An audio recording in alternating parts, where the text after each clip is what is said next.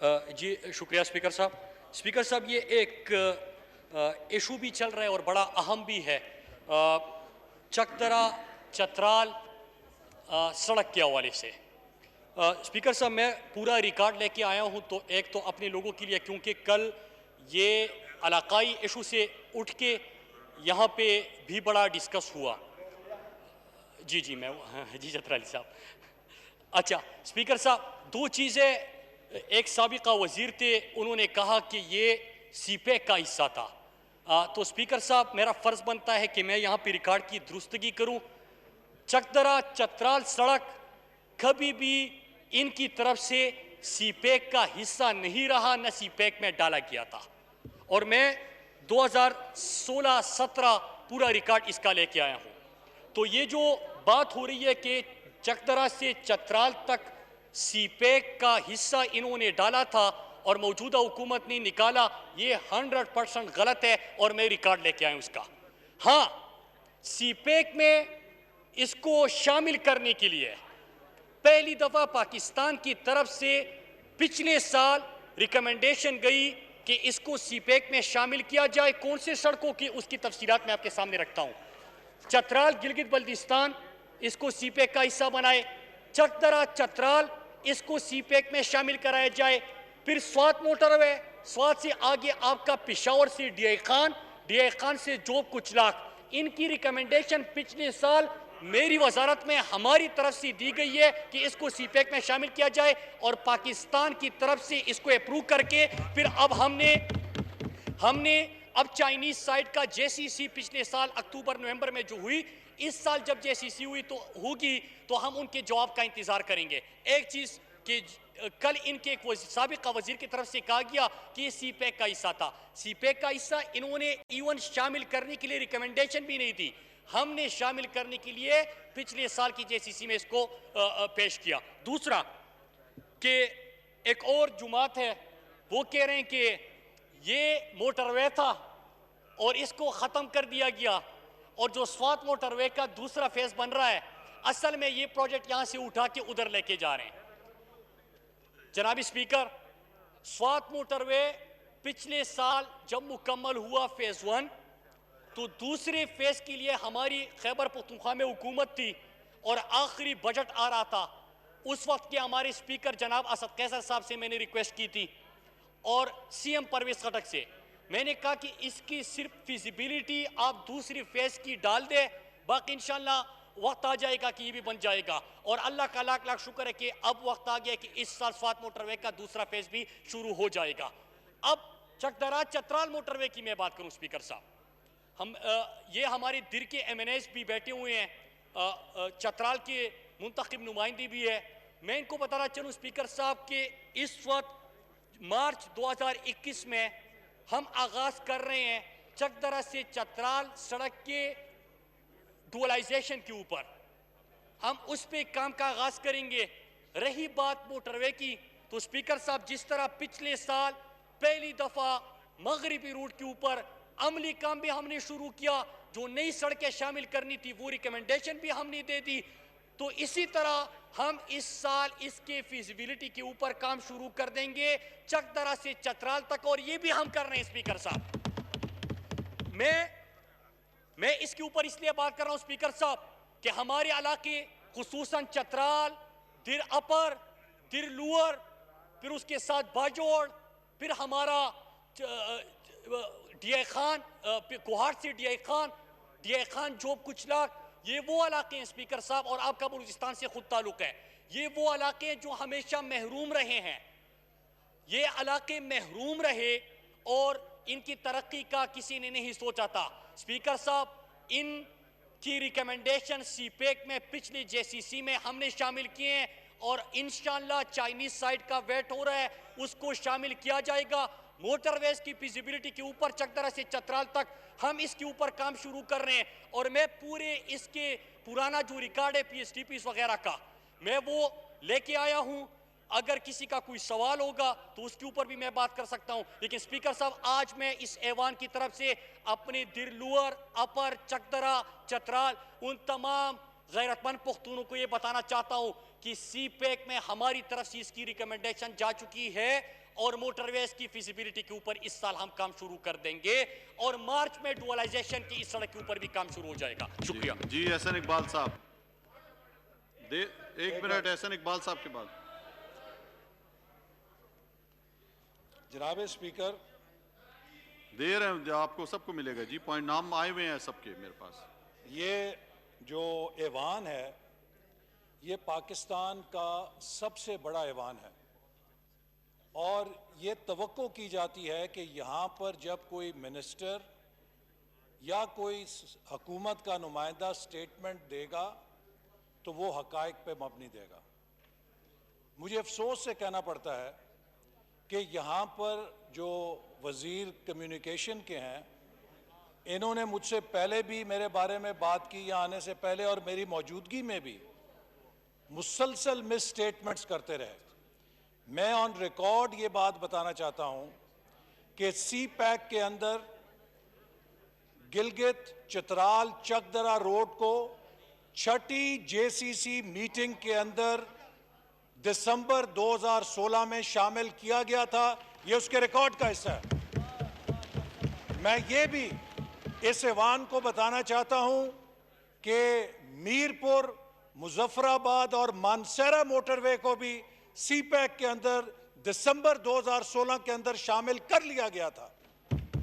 मैं ये भी इस ऐवान को बताना चाहता हूं कि सी पैक में चित्राल और ये चकदरा और दीर की जो मोटरवे है इसके ऊपर एनएचए ने प्रायोरिटी के ऊपर डिज़ाइन शुरू की और इसके एक फेज़ को चाइनीज़ साइड को हमने उसकी फीजिबिलिटी जमा करा दी थी ताकि उसकी फंडिंग हासिल करके उस पर काम शुरू किया जा सके। मैं ये बात भी ऐवान के रिकॉर्ड पे बताना चाहता हूँ कि दीर चित्राल चकदरा रोड के लिए जो पीएसटीपी 2018-19 इस ऐवान से मंजूर करके मुस्लिम लीग नून छोड़ के गई थी, उसकी न्यू स्कीम्स में पहले नंबर के ऊपर दीर चित्राल चकदरा मोटरवे का मंसूबा शामिल था। और मैं ये बात भी कहना चाहता हूं कि जब पीटीआई की हुकूमत ने उस पीएसडीपी को रिवाइज किया तो कुल्हाड़ा चला के दीर चित्राल चकदरा मोटरवे मंसूबे को पीएसडीपी से निकाल दिया, जैसे कि बहुत सारे दूसरे मंसूबे इन्होंने निकाले। मैं ये बात भी रिकॉर्ड पे बताना चाहता हूं कि वेस्टर्न रूट जो डेरा इस्माइल खान से इस्लामाबाद बनना था ये 2018 में मुकम्मल हो जाना था, लेकिन इस हुकूमत की तरफ से फंड्स की अदम दस्तयाबी की वजह से वो 2020 तक मुकम्मल नहीं हो सका। मैं ये बात भी बताना चाहता हूं कि डेरा इस्माइल खान से जो कोयटा की ड्यूलाइजेशन है उसकी अलाइनमेंट की ग्राउंड ब्रेकिंग भी पाकिस्तान के वजीर आजम नवाज शरीफ के हाथों हो चुकी थी।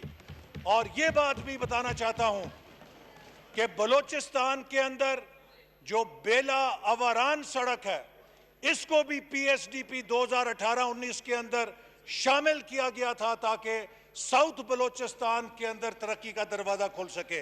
और ये बात भी रिकॉर्ड पे रखना चाहता हूं कि गवादर से कोयटा तक 650 किलोमीटर हाईवे भी हमारी हुकूमत ने 3 सालों के अंदर मुकम्मल करके बलोचिस्तान के पसमानदा तरीन इलाकों को खोल दिया। और ये बात भी रिकॉर्ड पे लाना चाहता हूं कि गवादर से खुजदार और रत्तो डेरो की शाहराह भी हमारी हुकूमत का तोहफा थी बलोचिस्तान के लिए, जिसने साउथ बलोचिस्तान के अंदर तरक्की का एक नया दौर शुरू किया। बजाय ये कि यहाँ पर ये हर चीज़ का जवाब ये दें कि जी वो बुरा तो हम ये तो वो बुरा, भाई आप उन चीज़ों को आगे लेकर चलते, आप उन चीज़ों को आगे लेकर चलते।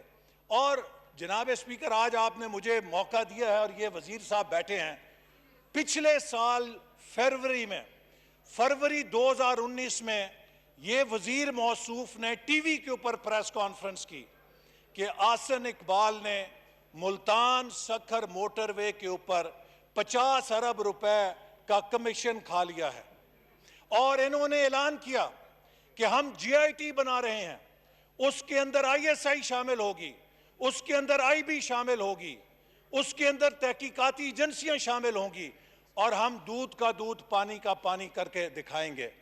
मैं मुंतजर हूं उस GIT का। आज जुलाई 2020 खत्म हो गई है। जनाब स्पीकर, मैं आपको यह कहता हूं, पाकिस्तान की सारी इंटेलिजेंस एजेंसीज को इकट्ठा कर लें, ISI को इकट्ठा कर लें, MI को ले आए, IB को ले आए, FIA को ले आए, अपनी निगरानी में GIT बनाएं। और अगर मुल्तान सक्खर मोटरवे के ऊपर मेरा ये वजीर बैठा है, ये अल्लाह के नाम यहां पर शाहिद हैं, ये जवाब दे। मैं खड़ा होकर कहता हूं कि अगर आसन इकबाल ने मुल्तान सक्खर मोटरवे पर 5 रुपए भी रिश्वत ली है तो अल्लाह ताला उसकी नस्लों को गारत कर दे। और ये भी खड़ा होकर यहां पर जवाब दे कि अगर ये अपने इल्जाम में सच्चा है, ये बयान दे कि आसन इकबाल ने 50 अरब रुपए का कमीशन लिया है, और अगर मैं झूठा हूं तो अल्लाह ताला इसकी नस्लों को गारत कर दे। जी मुराद सईद साहब, जी मुराद सईद साहब। शुक्रिया जनाब स्पीकर। स्पीकर साहब, मैंने यहाँ पे कोई सियासी तक, अब मैं एक एक सवाल का जवाब तो सारे दूंगा, लेकिन मैंने यहाँ पे बात की थी कि चकदरा चतराल सड़क के हवाले से 2 बातें हो रही है। एक ये कि CPEC का हिस्सा था। जनाब स्पीकर, जनाब बात करने दें, मैं कोई आपकी पूरा मौका दें जी बोलने का, आपस में बर्दाश्त के साथ, तहम्मुल के साथ बातें सुने। जी स्पीकर साहब, पहली बात इन्होंने ये की कि 2016-17 में इनका आखिरी साल का PSDP आपके सामने रखता हूं इनकी तरफ से, और ये मैं कम्युनिकेशन मिनिस्ट्री और NHA का पूरा रिकॉर्ड लेके आया कि 2 चीजें जो हो रही है, और रिकॉर्ड मैं आपको भी दे रहता हूं और इनको भी दे रहता हूं, कि ये बात हो रही थी कि ये मोटरवे था, नंबर 2 कि ये CPEC में शामिल था। क्योंकि पिछले साल जब मैं JCC में गया तो मेरी तरफ से जो रिकमेंडेशन दी गई थी वो चकदरा चतराल में खुद दे चुका हूं स्पीकर साहब। तो 2016 में इन्होंने कैसे CPEC में शामिल कर दिया था? अभी भी CPEC में शामिल नहीं है, रिकमेंडेशन गई है और मुराद सईद के सिग्नेचर से गई है स्पीकर साहब। दूसरी बात, और मैं लेके आया हूं स्पीकर साहब अपने पास, दूसरी बात स्पीकर साहब, इन्होंने कहा कि हमने यहां पे मोटरवेज की मैंने बात की थी, इनकी तरफ से ये आखिरी साल का PSDP है, PSDP नंबर 118, मैं कम्युनिकेशन डिवीजन की बात कर रहा हूं, इसमें ये वाइटनिंग है इस सड़क की, और इन्होंने कहा कि हमने निकाला है ये 2021 की PSDP है और इसमें 104 नंबर पे चकदरा चतराल शामिल है स्पीकर साहब। ये दोनों मैं आपके हवाले कर देता हूं। अब मैं आता हूं स्पीकर साहब, इन्होंने CPEC के हवाले से भी बात की और इनके इल्जामात के ऊपर भी मैं आता हूं, और पूरे में तफसीलात आज ऐवान के सामने अल्लाह ने मौका दिया है कि मैं ऐवान के सामने भी रखूं। स्पीकर साहब, पहली बात ये कि हम अपोजिशन में थे, क्या वजह थी कि परवेज खटक उठते हैं और वो कहते हैं कि हम आपको यहां पे कोई इजाजत भी नहीं देंगे अगर आप हमारी सूबे को इग्नोर करेंगे? क्या वजह थी कि सवाबी में उस वक्त के खैबर पख्तूनख्वा के स्पीकर असद कैसर तमाम पार्टियों को इकट्ठा करते हैं, हम सवाबी में इमरान खान उस वक्त सवाबी में जलसा करते हैं और मुतालबा एक होता है कि चतराल GB, चकदरा चतराल, कुहाट डीए खान जोब कुचलाक मगरिबी सड़क, क्योंकि शॉर्टेस्ट रूट था। आपने CPEC में सिर्फ वादे किए थे, मीटिंग में बैठते थे, लेकिन CPEC के जो डॉक्यूमेंट सामने आए उसमें नहीं था। हम क्यों जलसे और धरने कर रहे थे? आपने शामिल नहीं किया। इस वक्त जनाब स्पीकर, कुहाट डीए खान सड़क उस वक्त भी मोटरवे मंजूर नहीं हुआ था। अभी हमारे दौर में उसकी फिजिबिलिटी के ऊपर काम हो रहे हैं, तो मौसूफ ऐलान कैसे कर सकते हैं? हम अभी फिजिबिलिटी के ऊपर काम कर रहे हैं, हमने मंजूरी दी है उसकी। स्वात मोटरवे की दूसरी फेज की कमर्शियल फिजिबिलिटी हमने खुद की, और इस साल की PSDP में हमने वो प्रोजेक्ट रखा है कि वो हम मोटरवे बनाने जा रहे हैं। चकदरा चतराल पिछले साल मैं खुद CPEC में JCC में बैठ के उसकी रिकमेंडेशन देता हूं चाइनीज साइड को कि पाकिस्तान की तरफ से ये CPEC में शामिल कर दे, तो आपने कहां पे मंजूरी दी थी? जनाब स्पीकर, डीए खान जोब कुचलाक, अभी तो हमने उसके ऊपर काम ही शुरू नहीं किया। पिछले JCC में उसकी मंजूरी तो पिछली JCC में हो गई। आपने कौन से बैठ के जो भी बंदा बात करे कि पाकिस्तान कब बना था, कहते कि नवाज शरीफ ने बनाया था, ये सब उठ जाते हैं। कोई भी कहे कि ख्वाब किसने देखा था पाकिस्तान का, कह रहे कि नवाज शरीफ ने देखा था। जनाब स्पीकर, ये चीजें छोड़े और मैं आपको यहां पे ये तमाम डॉक्यूमेंट्स आपके हवाले करता हूं। स्पीकर साहब चैलेंज करते हैं, इसको चैलेंज कर दे, लेकिन खुदारा मैं यहां पे अपने लोगों के लिए, दिरलूअर, अपर और चतराल के लिए खड़ा हुआ था कि आपने तो सीपैक में रिकमेंडेशन तक नहीं दी, वो मेरे सिग्नेचर से गए। स्पीकर साहब, हमने क्वाड ये खान की फिजिबिलिटी बना दी, पूरा गिलगित से लेके मगरिबी रूट हमारे पसमानदा जुनूबी अजला, फिर बलूचिस्तान की सड़कें, ये तमाम कौन कर रहे हैं? हमारे दौर में हो रहा है। अगर मैं आपकी तरह फीते नहीं काटता, रोजाना फीते काट के, क्योंकि ये मेरे पैसे से थोड़े बन रहे हैं। स्पीकर साहब, 2 साल इनके आखिरी और 2 साल हमारे आखिरी पहले हमने क्या किया? स्पीकर साहब, 48% इनसे सड़कों की एग्जीक्यूशन हमारी ज्यादा हुई है, 48% पहले 2 साल में। स्पीकर साहब, अब मैं आता हूं मौसूफ के बातों के ऊपर। मैंने 5 सवाल किए थे स्पीकर साहब, और आज तक मैं इंतजार कर रहा हूं। पहला सवाल मेरा यह था कि जावेद सादिक का क्या किरदार था इस प्रोजेक्ट के मंजूरी में? जनाब स्पीकर, यह सवाल मैंने कोर्ट में भी किया। सुने आप, सुने सुने सुने सुने सुने सुने खामोश रहें, खामोश, सुने सुने, हौसला हौसला हौसला, खामोशी से सुने, खामोशी से सुने। देखिए डिबेट हो रही है, डिबेट को डिबेट की तरह लें, खामोशी से सुने। अब स्पीकर साहब आगे सुनिए। देखिए, सच में बड़ी ताकत होती है। अब मैंने एक जुमला बोला, कुर्सी से उठ गए। स्पीकर साहब खामोश रहें, नारेबाजी ना करें। मैंने पहला सवाल ये किया था कि जावेद सादिक का इसमें क्या किरदार था। मैं आज ऐवान के सामने भी पूछ रहा हूं कि जावेद सादिक का इसमें क्या किरदार था। दूसरा सवाल मैंने ये किया कि सीपैक का फ्रेमवर्क एग्रीमेंट 2015 में साइन हुआ था। सीपैक का फ्रेमवर्क एग्रीमेंट 2015 में साइन होता है। इनकी हुकूमत बनती है 5 जून 2013 को, और 5 जुलाई 2013 को कंपनी जाके साइन करते हैं। 2015 में सीपैक एग्रीमेंट आ रहा है, 2015 में टेंडर होना है, 2013 में कंपनी के साथ साइन करके एग्रीमेंट दे दिया, एमओयू कर लिया। तीसरा मेरा सवाल यह था कि आप तो प्लानिंग के मिनिस्टर थे, कम्युनिकेशन मिनिस्टर नवाज शरीफ थे, वो अगर थे तो आप उसके ऊपर क्यों सिग्नेचर कर रहे थे? जब एमओयू एनएचए ने नहीं शुरू किया, इनिशिएट नहीं किया, जब मिनिस्ट्री ऑफ कम्युनिकेशन ने नहीं किया, तो आप कैसे खुद जाके जावेद सादिक जैसा बंदा किसी को उठा ले, उनको कहे कि फ्लैग कंपनी के पास भी चले जाए? मतलब बिरूनी मुल्क दौरा हो रहा है स्पीकर साहब, और आप मुल्क के बादशाह की बजाय, सदर की बजाय कंपनी के पास चले जाए और वहां पे एमओयू करने के प्रोजेक्ट आपका हो गया। ये कहां पे होता है स्पीकर साहब? फिर उसके बाद एक और सवाल था, इन्होंने जवाब दिया था टीवी मुजीबुर रहमान शामी के प्रोग्राम में। इन्होंने कहा कि असल में वो नवाज शरीफ ने मुझे कहा था कि साइन कर लो।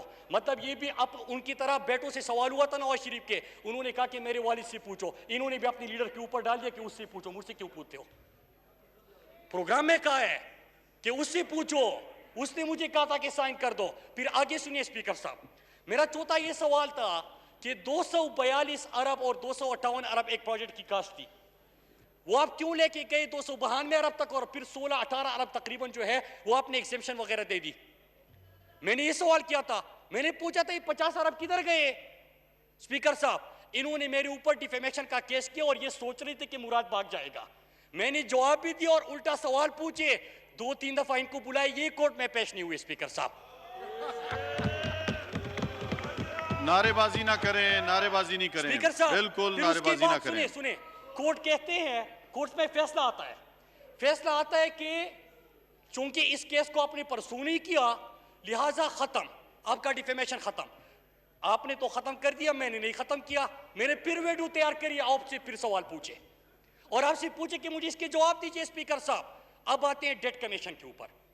स्पीकर साहब, मैं चूंकि इनसे सवाल करता हूं और ये सीधा चले जाते हैं कहीं और पे, मुल्कों के नाम लेते हैं कि मैं ताल्लुकात खराब कर रहा हूं। जनाब, मैं तो आपसे, आपने जो पाकिस्तानी कौम को 50 अरब से ज्यादा का नुकसान पहुंचाया, मैं आपसे सवाल कर रहा हूं, आप उसका क्यों जवाब नहीं देते? मैं पूछ रहा हूं कि जावेद सादिक जिस तरह के शहबाज शरीफ का, उसका भी फ्रंटमैन था, उसके लिए काम कर रहा था, इसमें आपके लिए किरदार अदा किया, नवाज शरीफ के लिए किया, किसके लिए किया? मेरा यह सवाल है। तीसरा ये कि एनएचए और कम्युनिकेशन मिनिस्ट्री एक प्रोजेक्ट, एक एमओयू इनिशिएट नहीं करती, आप प्लानिंग में बैठे हो, जाके वहां पे साइन कर लेते हैं, 15 में टेंडर होने, 13 में ठेका दे दिया। ये कहां पे होता है स्पीकर साहब? ये कहां पे होता है स्पीकर साहब? इन्होंने किया है। और स्पीकर साहब रही बात इसकी, ये कहते हैं कि डेट कमीशन, मैं भी इंतजार कर रहा हूं और मैं आपको रिक्वेस्ट करता हूं स्पीकर साहब, आप यहां पे रूलिंग दे दे।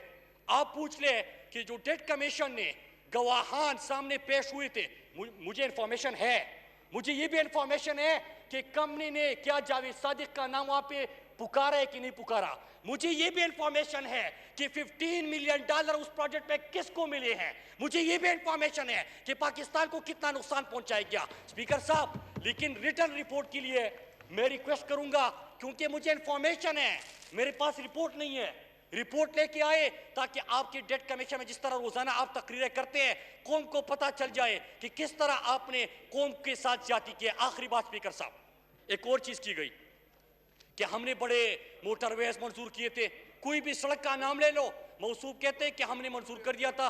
स्पीकर साहब, अगर मंजूरी की बात है, मैं आपको एक चीज बताऊं कि इस PSDP में और 5-7 जो हमारा PSDP प्लस प्रोजेक्ट शुरू हो रहे हैं, स्पीकर साहब अगले 20-30 साल तक जो सड़कें पाकिस्तान में बनेगी, फिर आप कहोगे कि मुराद सईद ने की थी।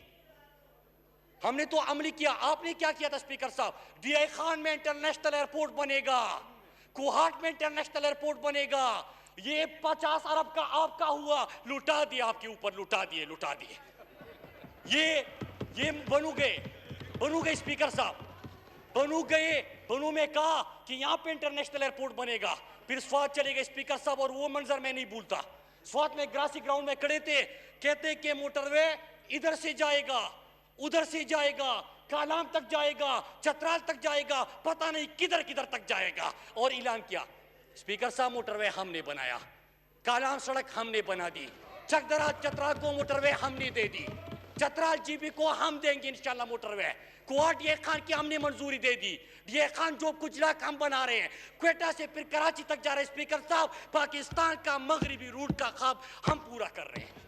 स्पीकर साहब, ये दावे और ये जो झूठ होता है ना स्पीकर साहब, इस ऐवान के अंदर मैंने सिंपल सी एक बात की थी और मैंने रिकॉर्ड लेके आया था। आप यहाँ पे खड़े होके जिस तरह के रोजाना बाहर जाके प्रेस कॉन्फ्रेंस करते हैं, उन लोगों के सामने करे जो आपका जवाब नहीं दे सकता, उन लोगों के सामने करे जो आपके झूठ नहीं पकड़ सकता। मैंने आपके मुंह पे आपका झूठ पकड़ा, आप कोर्ट से भाग गए थे। मैं फिर आपको कहता हूं कि कोर्ट नहीं, हाई कोर्ट छोड़े, सुप्रीम कोर्ट आ जाए, मैं आपका सामना करूंगा और मैं साबित करूंगा कि किस तरह आपने मेरे मुल्क के अरबों रुपए को नुकसान पहुंचाया था। स्पीकर साहब, सिर्फ ये नहीं, सुनिए, आखिरी सुनिए स्पीकर साहब, अब मौसूफ ने एक बात की कि मेरे ऊपर इल्जाम लगाया था, अल्लाह के नाम है। स्पीकर साहब, डरे अल्लाह से। मैंने सिर्फ ये नहीं, इनके भाई को जो पाकिस्तानी कौम का पैसा उनके ऊपर लुटाया गया, मैंने इनके ऊपर भी नैब में केसेस किए हैं, मैंने वो भी दिए हैं। स्पीकर साहब, मैं इस तरह पीठ पीछे से वार नहीं करता, झूठ नहीं बोलता, आपके सामने कह रहा हूं कि जिस तरह शहबाज शरीफ ने आपके भाई को बुलाया, पहले टास्क फोर्स का चेयरमैन लगाया, वो चेयरमैन का टास्क फोर्स का नोटिफिकेशन भी मैंने निकलवाया, और फिर कहते हैं कि हार्टिकल्चर के ठेके देने हैं। किसको देने हैं स्पीकर साहब? कोई टेंडर नहीं, कोई यहाँ पे कोई उसकी भूली नहीं, कोई प्रोसेस नहीं, कोई पेपरा नहीं। शहबाज शरीफ के मिनट पे मेरे सामने मैंने केस में दिए हैं कि वो कहते हैं कि लुटा दो इनको, ऊपर इनको दे दो। ये खिदमत कर रहे थे स्पीकर साहब उनकी, ये खिदमत करते हैं। इसलिए क्या होता है स्पीकर साहब कि खुद भी ये मैं कभी कभार सोचता हूं स्पीकर साहब, अभी जिस तरह जज्बाती हो कि यहाँ पे आ गए कि रिकॉर्ड नहीं होगा, मैं रिकॉर्ड हमेशा फिंगर टिप्स पे याद रखता हूं। स्पीकर साहब, ये मैं हमेशा सोचता हूं स्पीकर साहब कि क्या वजह है कि अगर एक बंदे ने अपने लिए इतनी बड़ी बड़ी जायदादें बनाई हुई है, तो मैं तो उसकी खबर में नहीं जाऊंगा। मैं क्यों उनको सपोर्ट कर रहा हूं, या कोई और उनको क्यों सपोर्ट करेगा? कि अगर उनकी करप्शन के केसेस है तो वो जवाब दे। मैं इसके ऊपर सोचता था, मैं हमेशा पानामा केस को देख के भी सोचता था कि यार कैसे लोग होते हैं कि लूटा किसी और ने है, उनके बच्चों को नवाजा है, बाहर जायदादें बनाई है, और यहाँ पे आके ये अपने कब्र में जाएगा। अपने बच्चों का मुस्तकबिल क्यों तबाह करते हैं? स्पीकर साहब, बाद में पता चला कि शरीफ कोई इस तरह नहीं होता, टाई और सूट लगा के यहाँ पे आ जाते हैं, 2-3 अल्फाज अंग्रेजी के बोल लेते हैं और इस तरह बड़ा खुद को अरस्तु समझने लगते हैं कि मैं ठीक हूं। स्पीकर साहब, हकीकत ये है कि भाई को ठेके नवाजे गए, रिकॉर्ड है, केस में दे चुका हूं। और रही बात ये कि मुल्तान शक्कर में अगर 1 रुपए की चोरी हुई, स्पीकर साहब, क्या नेब में ये केस नहीं चल रहा? क्या ये मैंने बनाया है? नेब में केस तो मेरे दौर से पहले बन चुका था, आपकी हुकूमत थी, ये चीज नेब में चली गई थी। ये केस जब मैंने पहली प्रेजेंटेशन ली, मैंने तो ये FIA को ये केस भेजा था, मुझे तो वहां से पता चला कि इन्हें में भी केस चल रहा है। वहां पे जाके आप जवाब दे दे। और मैं कहता हूं कि सुप्रीम कोर्ट लेके चले स्पीकर साहब। और एक और चीज, मैं यहां पे एक और कुल्लम कुल्ला दावत देता हूं, कभी कभार यहां पे इनका अपोजिशन लीडर, पहले तो ये बताए स्पीकर साहब कि क्या अपोजिशन लीडर आप लोगों ने बदल दिया, कुर्सी भी बदल दी है, यहां पे किसी और को अपोजिशन लीडर का दर्जा दिया गया है, तो क्या वो छोड़ गए हैं? उसकी भी मुझे जवाब मिलना चाहिए। लेकिन मैं इनसे पूछता हूं कि इनके शहबाज शरीफ ने कहा था कि इमरान खान ने मेरे ऊपर इल्जाम लगाया है कि जावेद सादिक मेरा फ्रंटमैन है और मैं उसके ऊपर डिफेमेशन करूंगा। प्राइम मिनिस्टर इमरान खान, उसके पास इतना टाइम नहीं है कि आपके सवालों का जवाब देगा। आप एक काम करें, मैं कह रहा हूं कि आपका फ्रंटमैन था, मुझे उस केस में शामिल कर दें। जो डिफेमेशन आप कह रहे कि मैंने किया है, अगर किया है मुझे बुलाए, मैं आपको साबित करके दूंगा। जिस तरह ये जो बंदा बैठा हुआ है जो अब यहाँ पे उंगलियां हिला रहा था, जिस तरह मैंने इसको एक्सपोज किया, इस तरह शहबाज शरीफ का तमाम रिकॉर्ड सामने लेके आऊंगा। अपनी बात स्पीकर साहब इसी पे खत्म करता हूं, स्पीकर साहब, कि इनकी कोई भी गुफ्तगू हो, कोई भी चीज हो, अगर हाउस में आके इस तरह झूठ बोला जाएगा वो गलत है। और जो कुछ मैंने कहा उसका रिकॉर्ड मैं आपके हवाले करता जा रहा हूं। सही जी, जी जी।